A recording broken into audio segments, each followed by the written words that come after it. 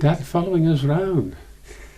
I don't think he did. We were so used to him taking pictures, you know. He was always a photographer, just like his dad and his granddad and some of his uncles as well. So, no, we just took it as part of the ordinary sort of living, really. It's funny, you know, because I don't recall ever being bothered about him with a camera. I know he liked cameras a lot. He did a lot of photography. I think he took it from his own dad. And but I can't remember him being aware that I was being photographed, quite honestly.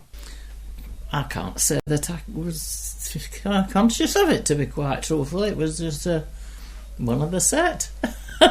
One of the things that happened at our house. Because it was Dad's interest. There was nothing, whoa, there's a camera coming. Oh no, nothing. It was there and that was it, I think. It was different, shall we say. It was strange, in a way, having him follow me around. But then, like with a lot of things, when it's done most of the time you're out with your parents, then you forget about it. It doesn't matter anymore. He's not there. He's just Dad with a camera, and you just carry on doing what you want to do, like building sandcastles or whatever he's filming, you know. So no, it didn't worry me too much. Thinking back, life was quite normal, you know. There wasn't any feeling that something was different, apart from the fact of the sirens going off, of course. Sometimes during the night, because we had chemical works not far from us, down at Mitchell, Maine, that I think the Germans had built, and we were a bit concerned that the bombs were going to drop just down the bottom of the road there. But other than that, we went to pictures the same, we went down fish and chip shop, came back eating them out of the paper, even with the sirens going. You know, and probably some bangs and whatnot from us. They went over to Sheffield, and of course, which was bombed badly. But as a life, family life, we did very well. And Mum was marvellous. Mum was marvellous with the food. Where on earth she got it, now she managed it, I never know. But we had a lovely time. Well, the three on us. Big lad, he was away. Looking after himself, making himself sick crossing the Armour on a rowing boat, from what I hear. The start of the war, of course, I wasn't very old. I think I was just over 2. And so at that age, you don't notice anything different. In fact, throughout the war, I was still living with Mum and Dad and brothers and sisters in a happy, loving home. So as far as I was concerned, the war wasn't happening. I just carried on as I always have, playing with my toys, and no, it didn't make a lot of difference to me. It didn't worry me. The only thing I remember saying is, as I got a bit older, what are they going to put on the news when the war is finished? Because I thought, you know, then that's all there was on the news. It was all about the war. I do remember saying that. But apart from that, no, I was okay. I was quite happy. The thing that was most noticeable, of course, was rationing, food rationing. You just couldn't buy anything you wanted at any time. And I do remember that there was a definite shortage of sugar. And before the war started, when we knew it was coming, Mum sent Rennie and myself off to the little corner shops where we were buying £2 bags of sugar. And I can remember that Mum put this into 2 or 3 big biscuit tins. They were cube-shaped biscuit tins. And so we had sugar available for 2 or 3 years. Well, as far as I can remember, there was nothing nice honesty about it. It was just normal life. You know, different things you remember. And one thing I do remember very, very starkly was the sirens going, because we weren't far away from Sheffield. And overlooking the back garden of our house were fields which overlooked directly Sheffield, and we could see all the lights of the bombs dropping and everything. And Mum and Dad got us up, quite ordinary, no fuss and palaver. Right, we're going up over the wall up to the shelters at the school. Now the school at the back of the house was what they called then an open air school for sickly children, and we were told to keep under the hedges right up to the school. It was exciting. Far back in memory. Well, actually, I've always remembered this, so I don't think I've any problem. I must have been about 3 or 4 years, certainly before I went to school at 5.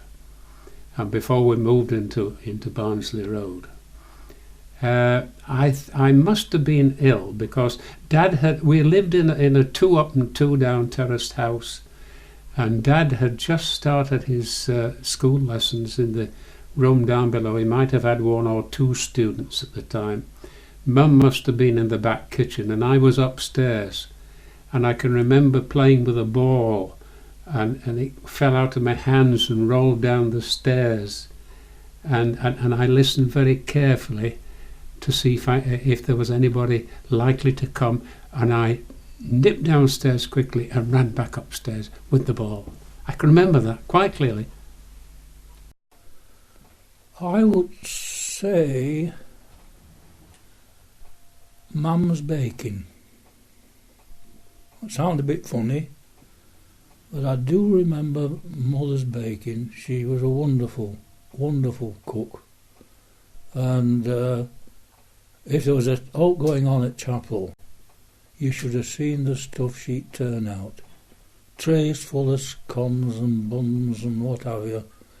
And that always stuck in my mind. I thought, Mum, how do you manage to do all that?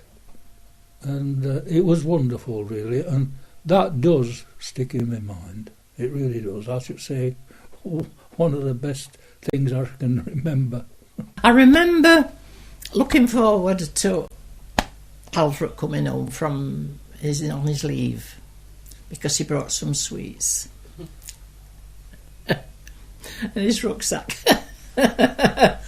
And I remember going in the back bedroom of our 179 Barnsley Road, and there's hat, cap, whatever, sailor's cap, bent over the end of the dressing table.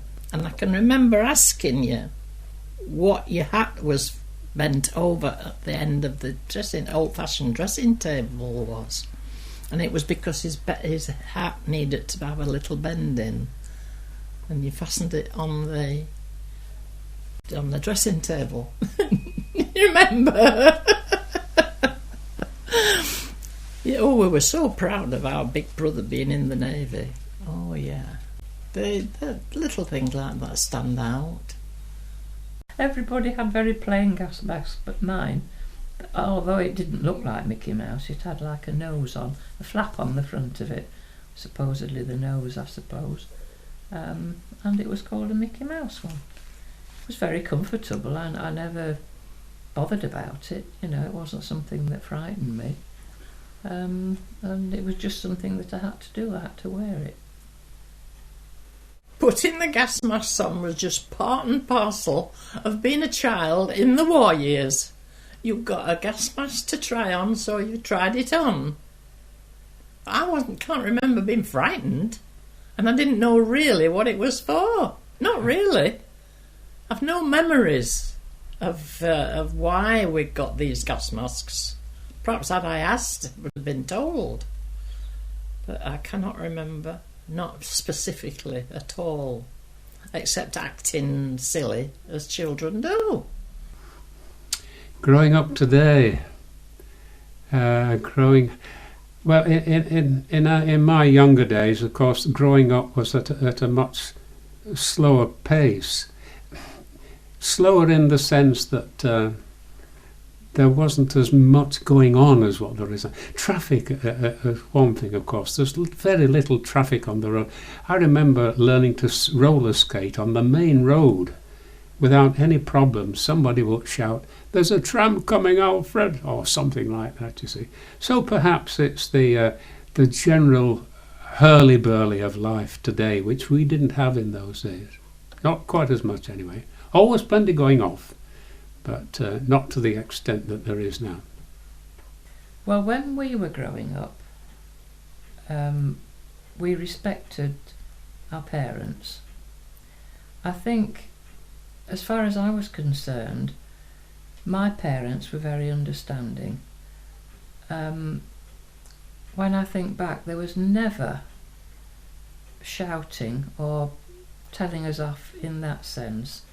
They would rather, how can I put it, suggest that if we had done something in a different way, it may have been better. One example, I remember Mum had to go out one evening and Dad had got his night school, and we were left to do the washing up. And there was this, "I'm going to wash up and you can dry." This was between Enid and myself. "No, it's my turn to do that." And we were arguing a little bit about who should wash and who should dry. So I went to the schoolroom and I knocked on the door and I said, "Daddy, can I have a word with you, please?" And he came out and he said, came into the kitchen, he said, "Look, I'm going to split these dishes in half. You wash half, and Enid, you dry them, and then you swap over. And then you're both doing some washing up and some drying up." End of question. No shouting about, you know. And that's how it was. Now today, it's the other way around. The children are very often shouting at the parents. And it can't have been such a nice, calm, happy atmosphere that we had. That's one of the big differences, I think, in family life today. Well, it was a different world, wasn't it? I mean, things were taken for granted when you went to Sunday school or you went to Band of Hope, as it was in the Methodist chapel, singing choruses, and then, of course, Whitsuntide gatherings with the band. And, I can't remember anything really nasty about it, to be quite truthful. I can't. That's why I grew up to be naughty.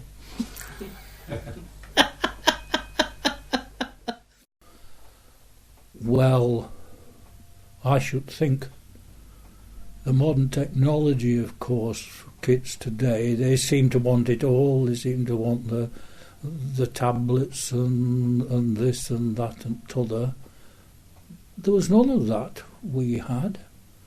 Thank goodness at the time.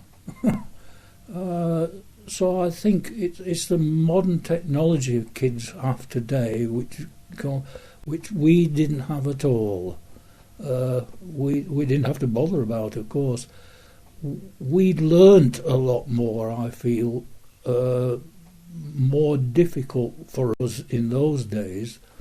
I wonder how many kids today know the 10 times table, things like that. Whereas we knew, we knew the tables from 2 times upwards. But today, kids get a little thing in the hand and they push a few buttons, and whether the answer's right or not, they don't know. They can't see if it's wrong. I've come across this in business. So that, to me, is the vast difference, the technology. That is a difficult one because, I've always enjoyed my life at whatever age. Perhaps when I became more, what am I trying to say? When I was getting perhaps later on in my teens, when things were starting to come together, and Then, of course, I joined the Navy at a youngish age and started to learn what other people did and how they lived. Yeah, perhaps in my late teens, early 20s. Maybe early teens, when obviously we were still in Sunday school, but we had lovely times, we had social gatherings, and we had the Band of Hope, and I think it was just a meeting, but I think it was sort of a training ground for as we grew older, because I remember being asked to give a little talk at this Band of Hope, and I got it all prepared, and the lady, Mrs. Kilner her name was, she had to take over from me because my mouth went dry and I couldn't speak.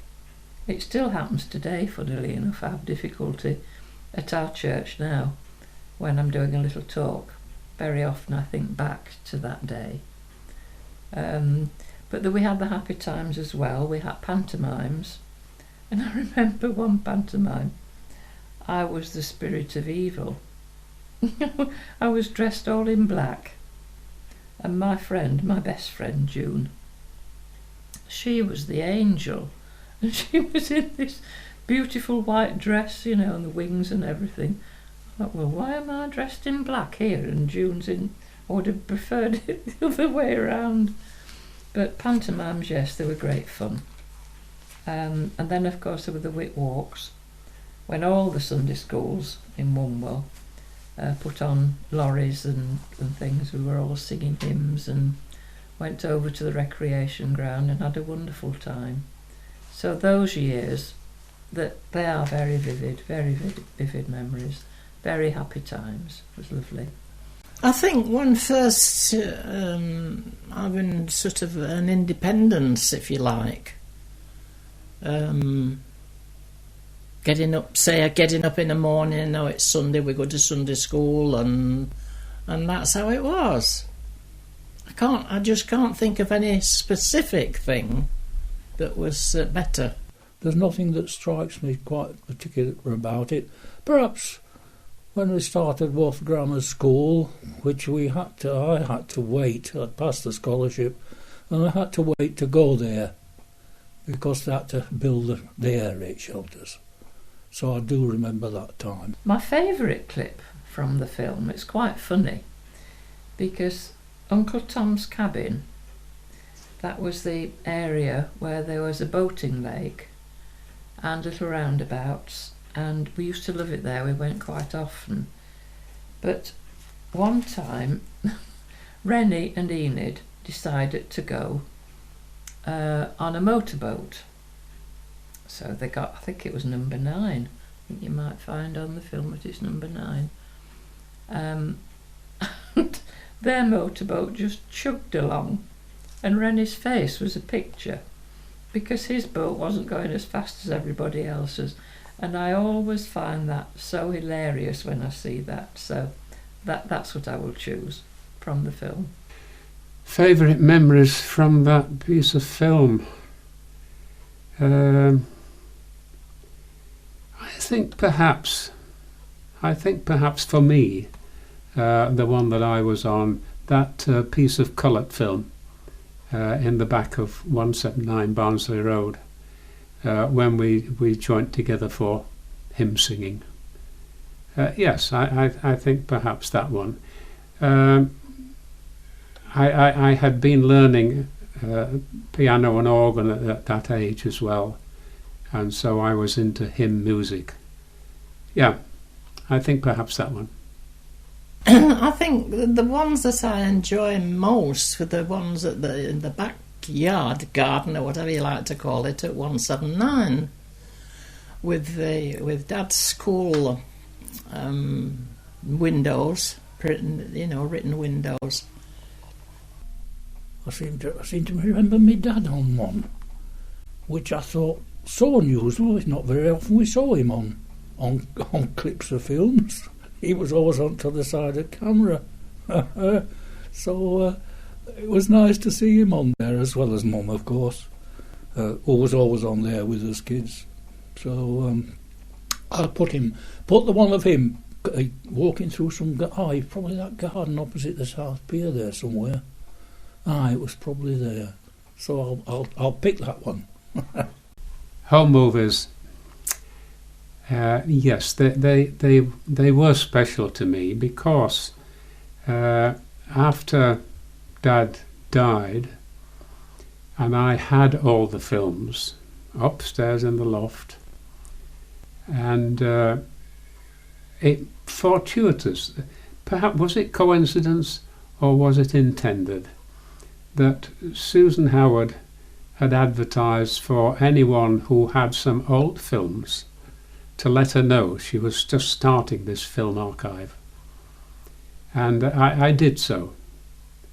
And from that point on, when I realised that she would take them and they will be used and seen by other people, that was wonderful. And of course the one of Enid and Valerie with the gas mask, that is now available on the web and is being used by schools up and down the country for educating young people in war years.